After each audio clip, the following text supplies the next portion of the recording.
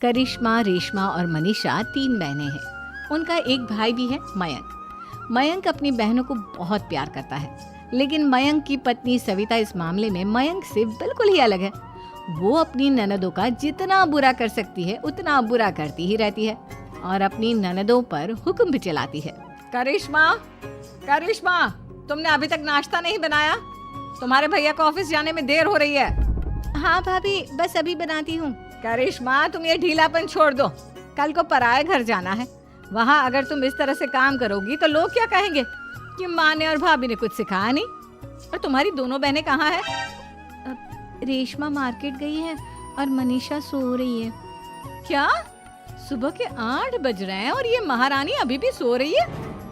ये कहते हुए सविता अपनी सास दुर्गा देवी के पास जाती है। माँ जी, देख रही हो अपनी बेटियों के तौर तरीके? क्या हुआ बहू, सुबह सुबह क्या कर दिया मेरी बेटियों ने? अरे एक तो अभी अभी उठकर किचन में गई है, दूसरी सुबह सुबह बाहर चली गई और तीसरी अभी तक सो रही है। क्या करूं मैं इन तीनों का? मैं तो परेशान हो गई हूँ। जा जाकर उठा उसे और रेशमा से मैं बात करती हूँ। सविता सीधा मनीषा के कमरे में जाती है और उससे कहती है, महारानी जल्दी उठो, सूरज सर पर आ गया है। भाभी थोड़ी देर और सोने दो ना, मैं रात को लेट सोई थी। वो क्या ना, यूनिट टेस्ट चल रहे हैं। शराफत से उठती है या नहीं, या फिर पानी की भरी बाल्टी डालूं तेरे ऊपर? नहीं भाभी, मुझे बिस्तर में नहीं नहाना, उठती हूँ मैं।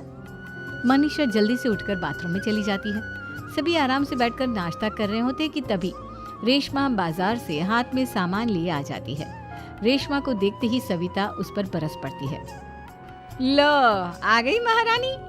ऐसा भी क्या सामान लाना था जो सुबह आंख मलते ही बाजार की तरफ रवाना हो गई? भाभी, कल आप ही तो चीख रही थी कि घर का सारा सामान मुझे ही लाना पड़ता है, घर में किसी को भी किसी काम से कोई लेना देना नहीं है।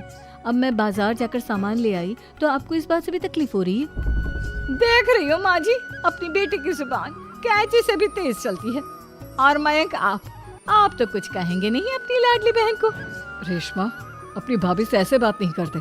चलो माफी मांगो। भैया, मैं क्यों माफी मांगू? आप भाभी से बोलिए ना कि हम पर कम हुक्म चलाया करे। हम इस घर की बेटियां हैं और आपकी पत्नी की ननद है, नौकरानी नहीं। लो कर लो बात। इनकी भलाई के लिए कुछ भी बोलो तो इन्हें बुरा लग जाता है। इस घर में यही इज्जत है मेरी। देख लो माँ जी, आपकी बेटी किस लहजे में मुझसे बात कर रही है। सविता वहाँ से चली जाती है। मयंक को बहुत गुस्सा आता है, वो भी वहाँ से चला जाता है। फिर करिश्मा रेशमा को समझाती है, रेशमा, तुम्हें भाभी से माफी मांग लेनी चाहिए थी ना। लेकिन दीदी, मैंने कुछ किया ही नहीं तो मैं माफी क्यों मांगू? हाँ करिश्मा दीदी, रेशमा दीदी जैसे ही घर में आई भाभी ही उन पर चिल्ला रही थी। हाँ, मैं मानती हूँ कि गलती भाभी की थी। मैं तो इसलिए बोल रही हूँ कि भाभी ने माँ को तो पूरी तरह अपने वश में कर लिया है। वो हमारी बात सुनती ही नहीं। मयंक भैया हमारे लिए हमेशा खड़े रहते हैं, इसलिए उनकी बात का मान तो तुम्हें रखना चाहिए था ना। कोई फायदा नहीं दीदी, कुछ दिनों की बात और है, भाभी उन्हें भी हमारे खिलाफ भड़का देंगी। फिर वो भी माँ की तरह हमारी किसी बात का विश्वास नहीं करेंगे। इसी तरह सविता अपनी तीनों ननदों को किसी न किसी बात पर परेशान करती रहती थी। एक दिन मयंक अपनी तीनों बहनों के लिए गिफ्ट लाया। करिश्मा, ये तुम्हारे लिए हार का सेट। रेशमा, तुम्हारे लिए सुंदर सी ड्रेस। और मनीषा, तुम्हें किताबें पसंद है ना, तुम्हारे लिए किताबें लाया हूँ। थैंक यू भैया। थैंक यू भैया। थैंक यू भैया। करिश्मा, तुम्हारा नेकलेस कितना सुंदर है। ये भैया कहाँ से ले आए होंगे? मैंने भैया को 3 दिन पहले फोन पर ये डिजाइन दिखाया था और आज भैया ये ले आए। सविता तो अपनी ननदों के गिफ्ट्स देखकर जल गई और करिश्मा का नेकलेस तो उसे भी बहुत पसंद आया था। अपनी बहनों के लिए कितना अच्छा नेकलेस लेकर आए हैं, मुझे कभी कोई गिफ्ट नहीं दिया। मैं आज ही ये हार चुरा लूंगी। रात में सविता करिश्मा का हार चुरा लेती है और इसी तरह उसे अपनी ननदों की जो भी चीज अच्छी लगती वो उसे मांगती नहीं, बल्कि रात के अंधेरे में चुरा लेती। इसी तरह दिन बीतते गए और सविता ने मयंक के दिल में भी उसकी बहनों के लिए नफरत पैदा कर दी। एक दिन मयंक ने करिश्मा और रेशमा के लिए रिश्ता देखा और ये बात उसने घर में सबको बताई। माँ, करिश्मा और रेशमा के लिए बहुत अच्छा रिश्ता आया है। वो लोग कल इन्हें देखने आ रहे हैं। आप और सविता मिलकर सारी तैयारी कर लेना। ये सुनकर करिश्मा और रेशमा खुश हो जाती हैं, लेकिन सविता सोचती है, अगर इन दोनों बहनों की शादी हो गई तो घर और बाहर का काम कौन करेगा? मनीषा तो एक नंबर की कामचोर है, उससे तो किसी बात की उम्मीद लगाना ही बेकार है। मुझे इस शादी को रोकना होगा। अगले दिन सभी लड़के वालों के स्वागत की तैयारी करने में लगे होते हैं। तभी मयंक अपनी बहनों से आकर कहता है, तैयार हो गई तुम दोनों? देखो दोनों लड़के बहुत अच्छे हैं, मैं कोई कसर नहीं छोड़ना चाहता, इसलिए तुम उनके सामने अच्छे से बिहेव करना और अपनी भाभी से लड़ने मत लग जाना।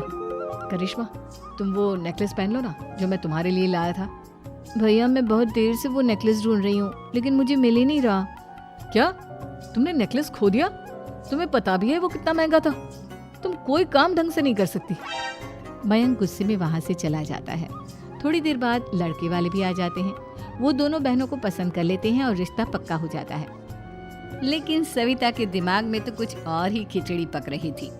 वो पंडित जी के पास करिश्मा की कुंडली लेकर जाती है और उन्हें पैसे देकर करिश्मा की कुंडली बदलवा देती है। जब लड़के वालों के पास करिश्मा की कुंडली जाती है तो वो दुर्गा को फोन करते हैं।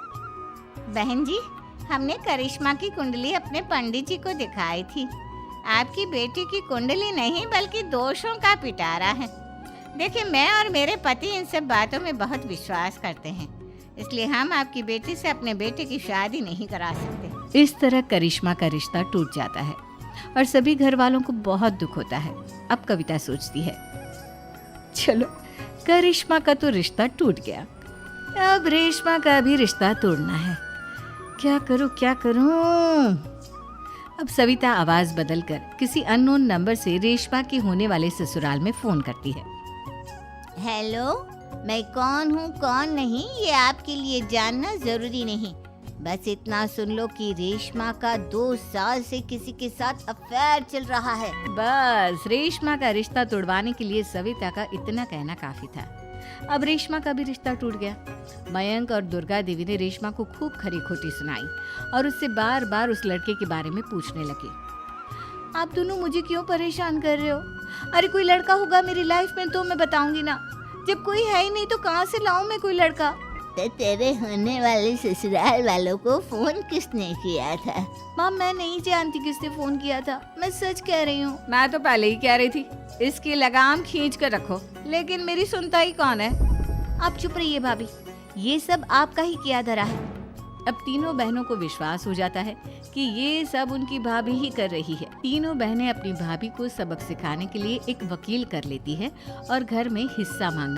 देखो भैया, माँ बाप की जायदाद में जितना बेटों का हक होता है उतना ही बेटियों का, इसलिए इस घर के 4 हिस्से होंगे और हमें अपना हिस्सा चाहिए। मैंने तुम्हारे लिए क्या क्या नहीं किया और तुम इस घर में हिस्सा मांग रही हो? भैया, आप और माँ हम बहनों की कोई बात नहीं सुनते हो और भाभी हमारी शादी नहीं होने देगी क्योंकि उन्हें लगता है कि आप हमारी शादी में ज्यादा पैसा लगाओगे और उन्हें हम जैसी फ्री की नौकरानी कहाँ मिलेगी। तो हम भाभी के साथ तो रह नहीं सकते, हम बहनों को अपना हिस्सा चाहिए।